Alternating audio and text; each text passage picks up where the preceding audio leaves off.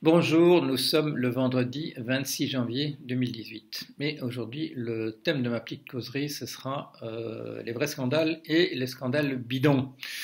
Alors j'ai des amis ou des gens que je connais bien et qui défendent des thèses qui sont souvent proches des miennes, et en particulier, je dirais, Emmanuel Todd et Frédéric Lordon, qui ont eu ces temps derniers, ou il y a quelque temps, des propos assez aimables envers des complotistes. Et pourquoi C'est pas une manière pour eux de souscrire à ce que ces complotistes racontent, mais je crois que c'est un certain respect pour l'indignation que ces gens expriment. Ceci dit, moi je ne suis pas prêt à les suivre de ce côté-là, parce que il y a de la qualité ou pas dans l'indignation qu'on a. On peut s'indigner pour des raisons complètement bidons aussi, et pour lesquelles j'ai aucun respect. Si on s'indigne sur des histoires comme le droit au sol ou des machins de ce type-là, moi je vois pas pourquoi j'aurais des propos aimables pour des gens qui tiennent des propos indignés qui sont de nature raciste, xénophobe, négationniste sur ceci ou cela, etc., etc.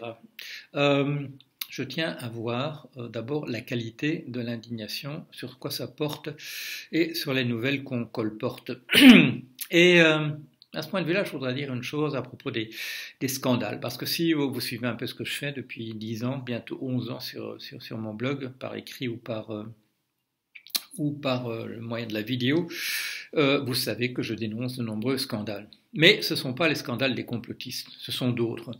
Il y a même des scandales de complotistes qui me paraissent justement de la nature du complètement bidon, comme par exemple cette fameuse création monétaire ex nihilo par les banques, comme si, ça je le répète souvent, comme s'il n'y avait pas de vrai scandale à dénoncer dans la banque.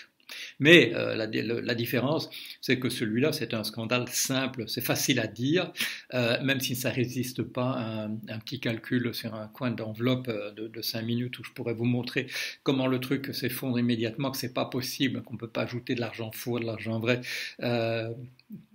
Même quand on additionne des bitcoins ou qu'on en soustrait, on est obligé de faire le calcul correctement, mes chers amis. Si on ne le fait pas correctement, mais même ce truc-là s'effondre immédiatement. Enfin bon, et oui, alors il y a encore certains d'entre vous qui m'envoient des messages en disant « Mais monsieur, il y a même quelqu'un à la Banque d'Angleterre qui dit que les banques...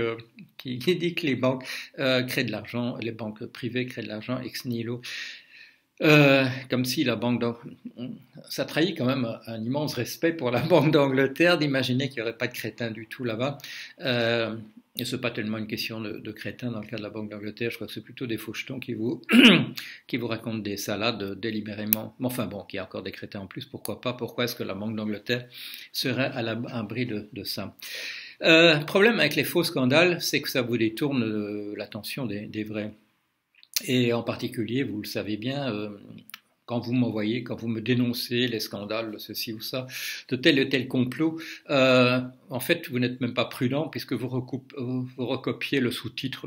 Vous commencez par me dire, il y a le scandale X, Y ou Z. Et, monsieur Jorion, personne n'en parle. Ah, mais figurez-vous que ce sous-titre « et personne n'en parle », vous l'avez recopié de l'article où vous avez vu ça.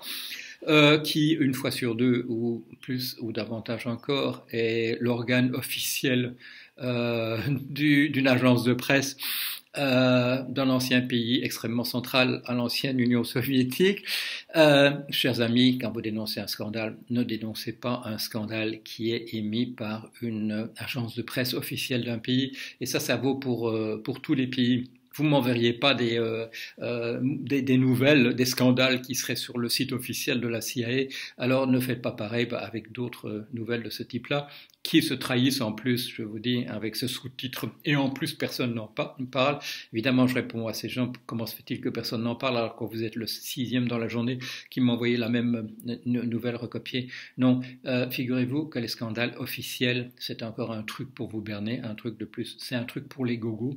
Et on vous mène par le bout du nez.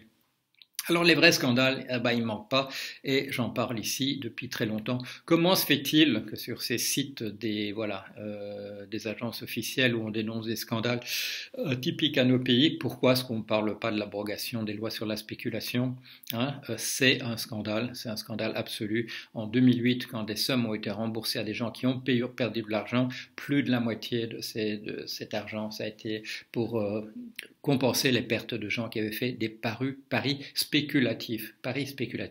Et quand je dénonce ce scandale, et que des gens me disent non, je ne suis pas d'accord, et c'est encore arrivé avec mon ami Bruno Coleman il y a quelques jours, avec qui je suis d'accord sur énormément de choses. On ne réfute pas ce que je dis sur le danger de la spéculation. On noie le poisson. On dit, et c'est toujours du même ordre, oui, mais c'est très difficile de définir ce que spéculation veut dire. Tout le monde spécule d'une certaine manière.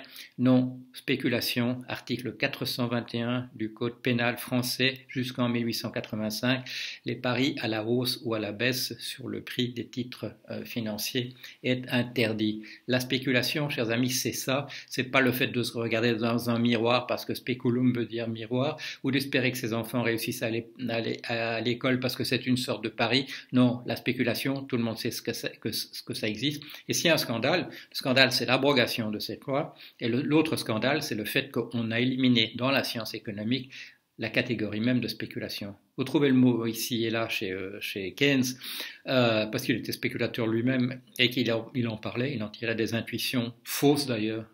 Ce qui est faux chez Keynes, essentiellement, ce sont de ces intuitions de spéculateurs, ça c'est pas bon, ça marche pas. Et j'ai dénoncé ça dans mon bouquin Pensez tout, l'économie avec Keynes, la partie où il fait confiance à ses instincts de spéculateur. J'ai essayé de remplacer ça par de la vraie théorie économique. Pas au sens des prix Nobel d'économie, mais au sens de ce qu'une réflexion sur l'économie permet de faire. Et alors, un autre scandale que je dénonce, et que vous ne verrez pas sur Sputnik News, c'est le scandale du fait que nous appelons coût pour l'entreprise, les salaires qui sont versés à des gens qui sont des salariés. J'en parle depuis plusieurs années, je dénonce ça. Pourquoi est-ce qu'eux ne parlent pas de ça? Parce que c'est quand même central, hein, parce que comme je le souligne toujours, quand je parle aux gens dans des assemblées, c'est plus important que les articles de la Constitution de dire que le salaire est un coût pour l'entreprise, parce que tout le monde sait que les coûts peuvent baisser, parce que tout le monde sait qu'un patron obtiendra un bonus s'il réduit le nombre de salariés, de salaires dans son entreprise. Parce qu'il leur a fait gagner de l'argent à son entreprise sur le papier en se débarrassant de ces salariés qui sont simplement un coût pour l'entreprise. Et en plus, vous le savez, ça va devenir vrai. En comparant le prix du robot ou du logiciel avec celui de la personne, ça va devenir vrai que c'est simplement un coût pour l'entreprise de payer des gens. Ça ne veut pas dire qu'il ne faut pas dénoncer ce scandale. Alors pourquoi est-ce que ce scandale, qui est pire que tous, pourquoi est-ce que personne n'en parle? Pourquoi est-ce que personne ne parle du scandale de la spéculation? Parce que ça n'arrange pas le service de propagande d'un pays en particulier. La réponse, elle est là. On vous baladera avec le gouvernement mondial et je ne sais quoi, avec plus ou moins d'Illuminati en arrière-plan, des trucs bidons. Pourquoi est-ce qu'on vous vend ces scandales-là à 2 centimes? Parce que ça dérange personne, parce que le scandale des banques qui créent de l'argent, ça dérange absolument personne. Si, ça arrange encore les banquiers parce que ça diminue dans l'esprit du public l'idée d'un risque de panique bancaire, vous alliez chercher vos sous à la banque. Ces scandales officiels, ça arrange tout le monde. Vous êtes berné. Bon, ce scandale du fait qu'on appelle les salaires coûts pour l'entreprise, ça fait partie d'un scandale encore plus large et c'est ça que je voulais vous parler spécifiquement. Je vous montre souvent des livres qui sont des livres à lire et en voici un. Alors, je vais essayer de montrer ça. Legal Foundations of Capitalism par Monsieur John R. Commons. Ça n'a rien à voir avec les communs, c'est juste son nom. Né en 1862, mort en 1945. j'ai parlé de John Maynard Keynes. Keynes a été nommé économiste sans avoir fait les études, mais il a lu très peu d'économistes collègues, ça se voit, il n'a aucune culture en économie. Si, il cite Malthus parce que Malthus était un partisan de la demande contre l'offre, mais il a quelques bons mots pour Monsieur John Commons. Et vous avez vu ce titre, les fondations légales du capitalisme. Alors, les règles comptables, c'est pas vraiment légal. C'est même pas, vous pouvez pas voter pour un député en particulier, pour un sénateur en particulier, il changera les règles comptables, parce que comme je vous l'ai déjà dit, les règles comptables sont définies par les IASB, International Accounting Standards Board, et vous pouvez pas nommer vos représentants là.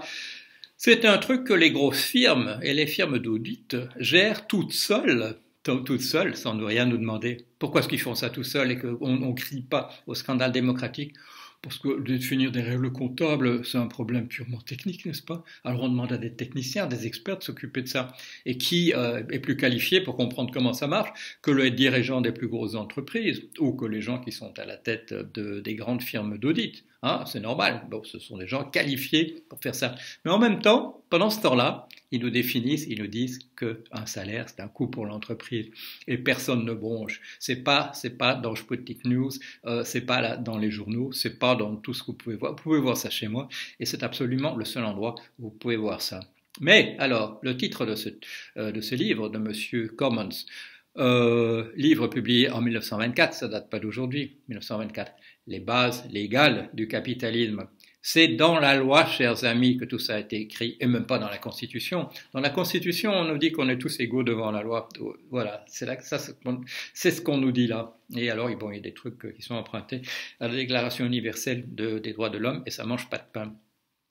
L'endroit où il faut s'attaquer aux choses, et là je suis d'accord avec Bruno Coleman, c'est du côté de la loi. On discutait l'autre jour, c'était pas une discussion privée, on s'était retrouvé à faire un débat pour les étudiants à l'Université catholique de Lille, mais on discutait qu'est-ce qu'on peut faire, et on était d'accord sur le fait que on nous a donné le traité de Maastricht, et puis dès qu'on veut proposer quelque chose d'autre, on dit « Ah mais on ne touche pas au traité ». On ne touche pas au traité. Et vous le savez bien aussi, même quand on fait un référendum sur les traités et qu'on dit on n'en veut pas, eh bien, ils s'en foutent, les gens qui nous dirigent. Les vrais gens qui nous dirigent, hein, pas ceux qu'on trouve dans les noms dans les complots, non, ceux qui nous dirigent vraiment. Ils s'en fichent, ils s'en fichent. C'est écrit, on en a déjà parlé sur le blog, pas uniquement moi, l'effet de cliquet. Ils ont mis en place des trucs qui sont irréversibles, ou pratiquement irréversibles. Voilà. Comment est-ce qu'on fait pour rembourser, oui, pour renverser des trucs qui sont irréversibles? C'est pas évident. C'est pas évident. Mais en tout cas, et ça c'est le message pour aujourd'hui que j'essaye de vous transmettre, il faut aller voir au bon endroit. Le bon endroit, c'est pas les scandales bidons qu'on vous vend, que vous vend tel ou tel service de propagande. Ce sont les vrais scandales. Et le vrai scandale, c'est en particulier que le capitalisme a des bases légales, des fondements légaux, comme disait déjà Monsieur Commons. Il s'est intéressé en particulier à ce qui fait que nous faisons les choses comme nous les faisons et qu'on n'a pas le droit de faire autrement, qui sont inscrits dans les attendus des tribunaux, dans les décisions qui sont prises. Et c'est là, à l'intérieur du fonctionnement même de la justice, en plus des règles comptables, qui est décidé ce qui est vrai ou faux pour nous, ce qui dirige véritablement, ce qui règle véritablement notre vie de tous les jours. Alors, comment il faut changer ça? Je ne sais pas, parce que vous avez vu, je vous ai cité déjà des articles, en particulier dans le dernier qui s'en va, Éteint la lumière, qui vous montre que l'accès à la rédaction des textes de loi est extrêmement verrouillé. J'oublie le nom de ces deux personnes aux États-Unis qui avaient regardé si ce qui préoccupe vraiment les gens devenait jamais texte de loi et qui s'est aperçu que non, sauf quand ça a arrangé l'oligarchie, quelques personnes au sommet. Sinon, les textes des lois sont écrits par les mêmes qui écrivent les règles comptables. Ça s'écrit dans des cellules particulières dans les plus grosses entreprises. Donc, je vous rappelle que parmi les plus grosses entreprises, il y a un certain nombre de banques internationales. Aussi bon souvenir dans l'étude de Battiston et de ses collaborateurs, sur les 50 compagnies les plus puissantes au monde, si j'ai bon souvenir, il y en avait 48 qui étaient des banques. Alors, dénonçons le scandale de la finance, dénonçons le scandale du pouvoir des banques, mais visons au bon endroit, pas sur des scandales bidons qu'on essaie de vous vendre pour détourner votre attention. La muleta, hein, l'argent créé à partir de rien par les banques. Non, non, non, le vrai pouvoir des banques d'écrire les lois qui déterminent la manière dont nous vivons tous les jours, et pas seulement les lois, également les principes comptables dont nous ne voyons même pas la couleur. Alors les lois, on peut encore dire on va voter pour tel ou tel député ou tel sénateur et il pourra changer la loi. Les règles comptables, je ne sais pas comment vous feriez, je ne sais pas comment je le ferai non plus, sauf à dénoncer ça et à créer un mouvement d'opinion qui dira pourquoi est-ce qu'on ne peut pas remettre en question cette idée que les salaires sont des coûts pour l'entreprise.